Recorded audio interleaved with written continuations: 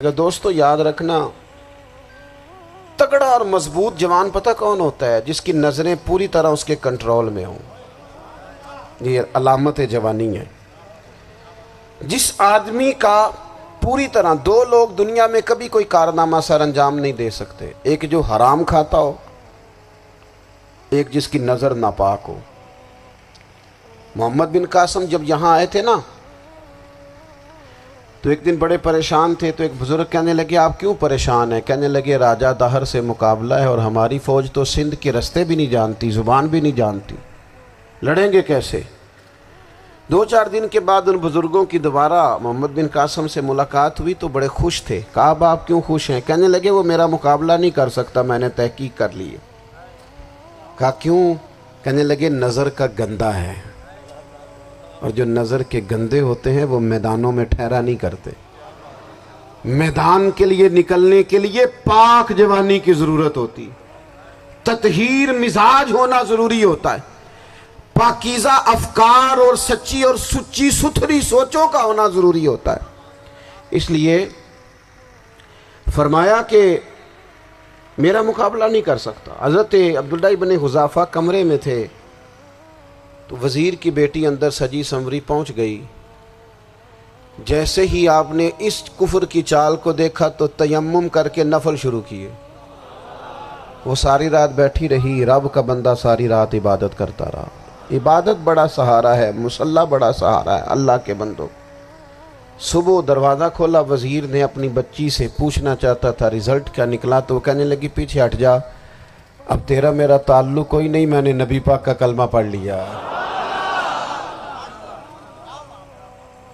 اس نے کہا میں نے بھی زمانہ دیکھا ہے، پر یہ کیا لوگ ہیں، کستوری کے بنے ہوئے، سندل سے دھلے ہوئے، کہ میں ساری رات کمرے میں رہی اور 100 اور 1000 آدمی جس جوان کا مقابلہ نہ کر سکے، اتنا طاقتور جوان کمرے میں رہا اور اسے نظر اٹھا کے نہ دیکھا۔ او کچا رنگ للاری والا جڑا چڑھدا تے لیندا رہندا ہے، اے عشق تیرے دا رنگ محمد چڑھیا پھر نہیں لیندا۔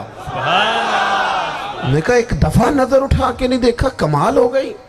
اتنے بڑے لوگ، اتنی بڑی سعادت مندی، فیروز بختی، معاملہ فہمی حد ہو گئی۔ اللہ اکبر۔ دوستو بادشاہ جب پوری طرح ہار گیا نا، اس نے کہا مار دو۔ تیل گرم کیا ایک کڑاہی میں، اور جب آپ کو اس میں ڈالنے لگے تو آپ کی آنکھوں میں آنسو آ گئے۔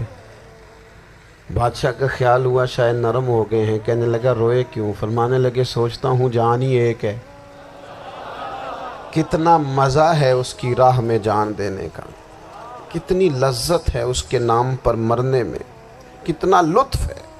جے تو چڑھیا اتے دار بھی نہیں، تے جے تو وکیا عشق بازار بھی نہیں، تے ایڈا سستا سودا پیار بھی نہیں، تے ایڈا سستا لبدا یار بھی نہیں۔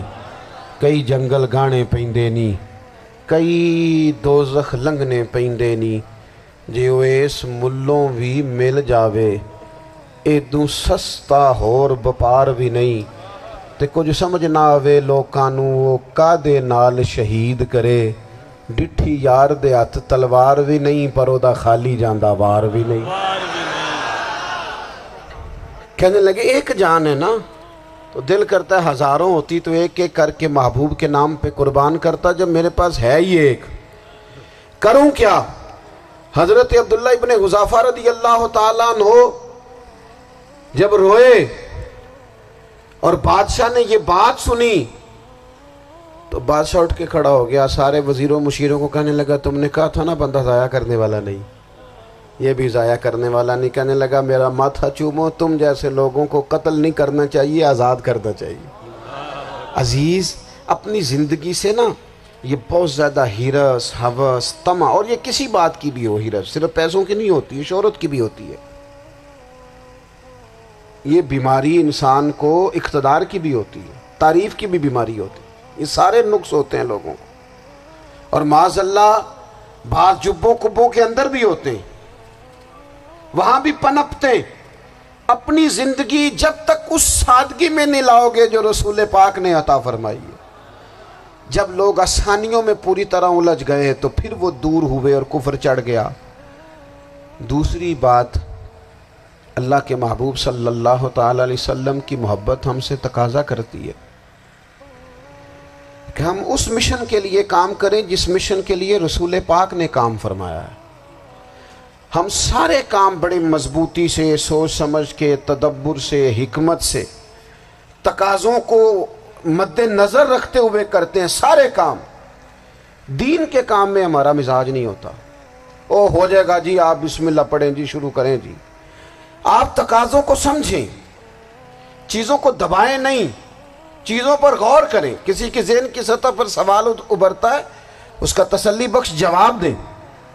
اپنی زندگی میں دین کے کام کے لیے اپنے آپ کو وقف کریں، اور دین کے کام کے بہت سارے پہلو ہیں۔ ہزاروں لوگوں کو قرآن پاک ٹھیک پڑھنا نہیں آتا، ہزارہا لوگ ہیں جو قرآن مجید کے مطالب سے آگاہ نہیں ہیں، دین کی بنیادی ضروریات سے لوگ نابلد ہیں۔ میں آپ کو کس طرح یہ بات سمجھاؤں کہ ہزاروں کی تعداد میں طلاقیں اس لیے ہوتی ہیں کہ مردوں کو طلاق کے مسئلے نہیں آتے، انہیں پتہ نہیں ہے کہ مجھے حقوق زوجین کے معاملے میں کیسے چلنا۔ ڈھیر سارے گھروں میں تباہی اس لیے ہے کہ تربیت اولاد کا دینی منہج ہمیں نہیں پتا۔ اپنا حصہ ملائیں دین کے کام میں۔ ایک آدمی کو اگر تو نمازی کرنے میں کامیاب ہو گیا، تیری زندگی بدل گئی۔ وہ دین بیزار لوگ جو ہمارے بیچ بیٹھ کے ہماری نوجوان نسل کو پگڑی اور داڑھی کا نام لے کے بنیادی طور پر دین سے دور کرتے، ایسے نوجوانوں کو دین کا پیغام محبت دے کر دین کے قریب کرنا ہماری ڈیوٹیوں کا حصہ ہے۔ ہمیں ذمہ داری کا احساس کرنا پڑے گا، ہمیں یہ خاص قدم اٹھانا پڑے گا، توجہ دینی پڑے گی۔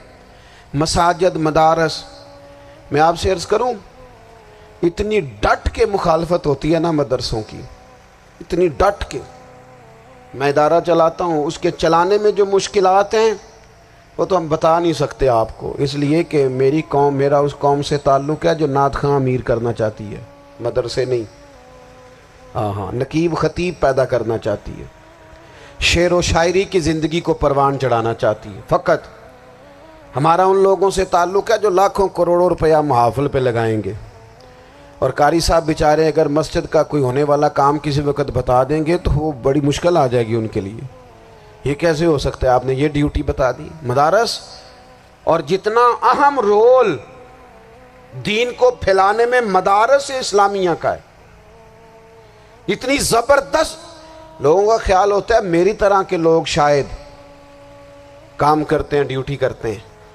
یہ 10-15 لوگ آپ کو نظر آتے ہیں جو آپ کو کہیں میڈیا پر یا ادھر ادھر ڈیوٹی کرتے، مخلص لوگ اپنی جگہ پہ، وہ بھی بڑا ہی کام کر رہے ہیں، جو میڈیا پہ آ کے بھی اخلاص سے اور درد دل سے کو دین کی، ان کی بھی کسی بات کی حوصلہ شکنی نہیں۔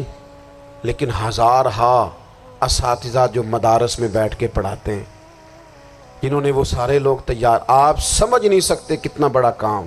حفظ کا استاد جو ہوتا ہے نا، اس کی ڈیوٹی 24 گھنٹے ہوتی ہے، فجر سے پہلے، اور اس نے بچوں کو اٹھانا۔ تنخواہ تو ہم انہیں دینا نہیں نہ چاہتے جی، تنخواہ نہیں دے دی انہوں نے، ہمیں مولوی امیر نہ ہو جانا۔